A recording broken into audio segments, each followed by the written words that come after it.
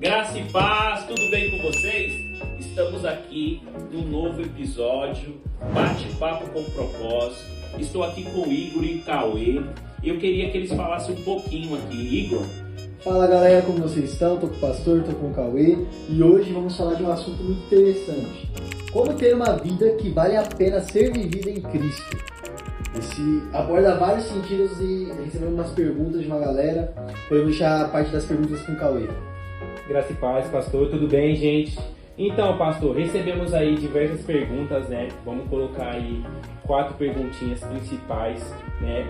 A primeira, como colocar Jesus como prioridade nas decisões no cotidiano, como trabalho, estudos ou relacionamentos? Então, como colocar Jesus em primeiro lugar? Isso. Primazia. Então, olha só, é interessante essa pergunta, porque é uma pergunta assim que muita gente faz e às vezes não tem uma resposta tão clara. Mas colocar Jesus em primeiro lugar, por exemplo, no culto, entre os jovens, que é o que eu cuido hoje, eu sempre falo assim, às vezes eles faltam no culto, faltam na célula, porque às vezes eles falam que estão doentes, ou que estão, eu estava com uma febre, eu estava com dor de cabeça, ou eu estava, pastor, me acordei meio sem disposição. Aí eu pergunto, você trabalha? Aí ele fala assim, trabalho. Eu falei, você, nessa situação para ir trabalhar, se você estiver desse jeito que você está aí, você vai trabalhar? Aí ele fala assim, não, eu vou, lógico, né, pastor, eu preciso trabalhar. E aí eu falo, então, tá vendo? Você não veio no culto sábado porque você falou que estava indisposto, que estava assim, mas você foi trabalhar. Então, isso é uma escala de valores. Então, colocar Deus em primeiro lugar fala de escala de valores.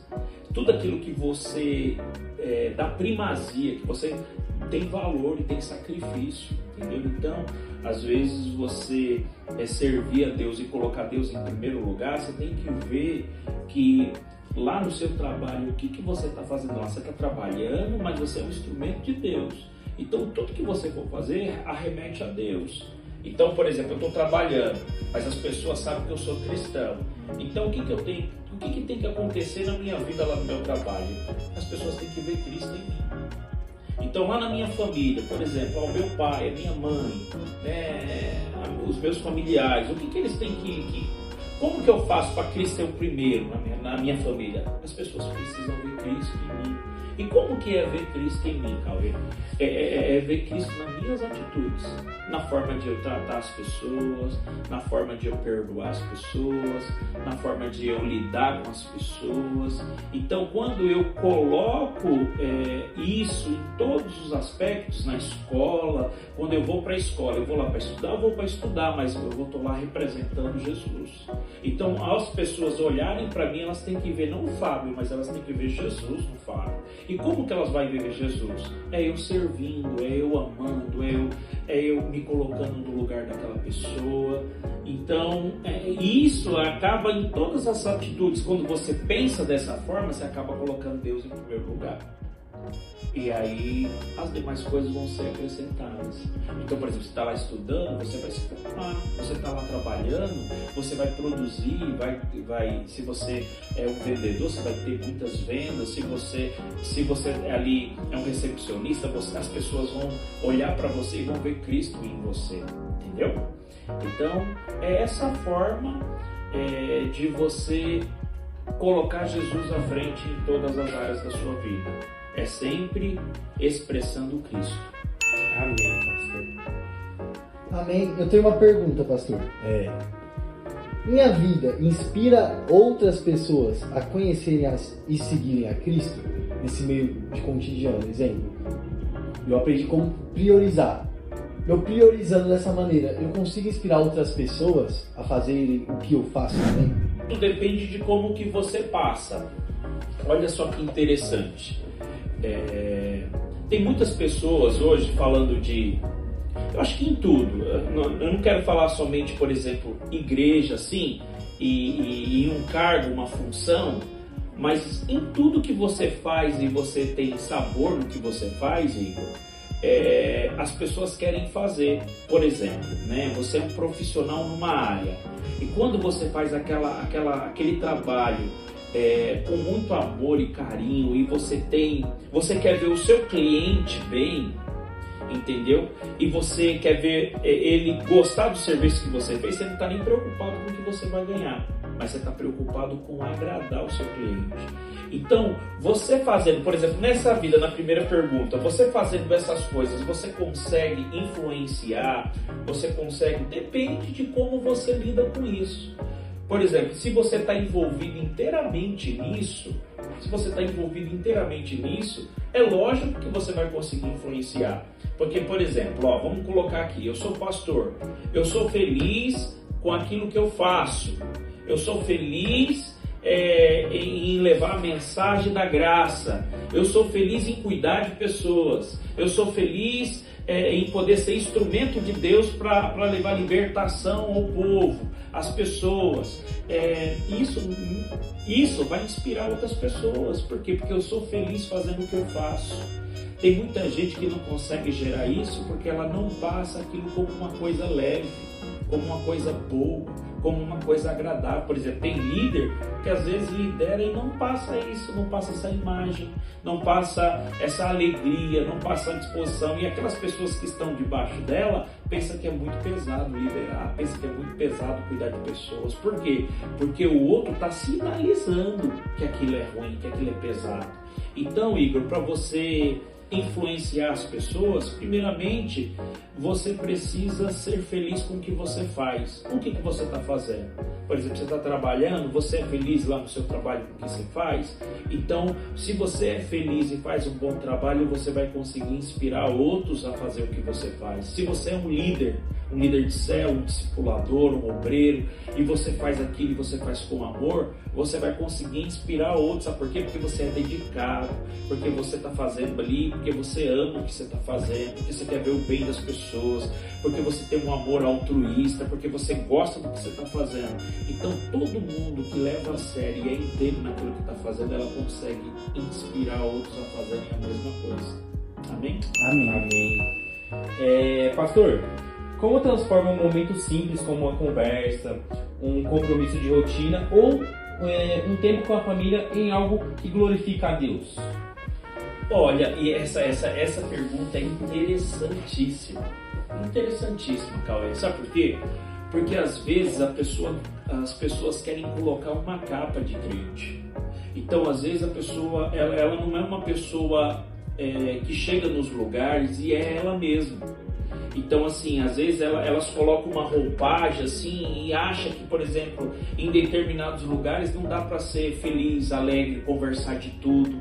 Então, por exemplo, da pergunta que você fez, numa conversa com família, numa conversa com... Eu consigo, como que eu faço? Sendo você.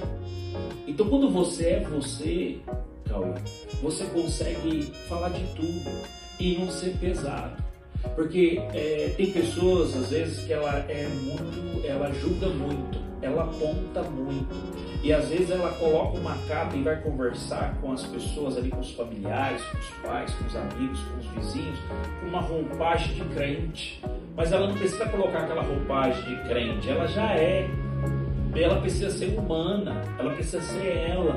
Porque é assim que ela vai ganhar as pessoas. Novo convertido, fiz um evento na casa do meu pai.